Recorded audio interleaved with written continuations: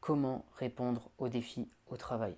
Si tu veux, il y a une différence entre réagir et répondre. Et bien évidemment, dans cette vidéo, je vais t'encourager à répondre plutôt que réagir. Donc les deux concepts, je vais te les décrire rapidement. Si tu veux, la réaction, être en réaction, c'est baser tes actions sur tes impulsions émotionnelles. C'est-à-dire, si tu es au travail et on te refile un nouveau dossier où il y a quand même un risque, il y a un enjeu, et tu réagis par du stress, tu réagis par le fait d'être submergé et de partir un peu dans tous les sens. Là, tu es dans la réaction. Le contrôle, ou plutôt la réponse, ce serait plutôt de partir d'un état d'esprit où tu es focalisé, tu es concentré, mais tu ne te laisses pas submerger par tes émotions. Tu es dans le calme surtout. Et quand tu es dans une réponse, tu es plutôt dans une compréhension de la situation globale.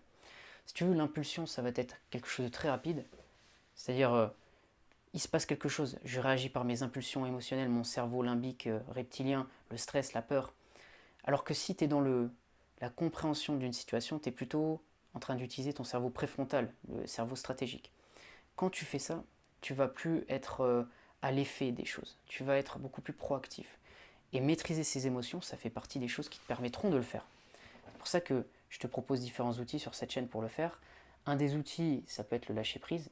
Le lâcher prise, c'est accepter la situation que tu as en face de toi. Par exemple, si tu viens d'avoir un résultat négatif, tu ne peux pas changer ce résultat négatif, peu importe le projet dans lequel tu es.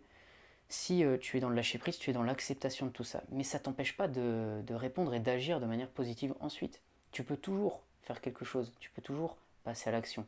Mais tu n'es plus dans cette résistance qui peut créer un maximum de frustration et donc amener un cercle vicieux en termes émotionnels. Et si tu veux repartir sur une base beaucoup plus positive, moi je te recommanderais le lâcher prise, puis ensuite passer à l'action et faire ce qui est intéressant, trouver une solution pour atteindre ton objectif. Donc tu as toujours le droit de répondre, mais ça va partir d'un endroit où tu es beaucoup plus intelligent, stratégique, moins en réaction par rapport à tes émotions du moment. Et c'est ça qui te permettra d'être plus efficace et plus performant à terme.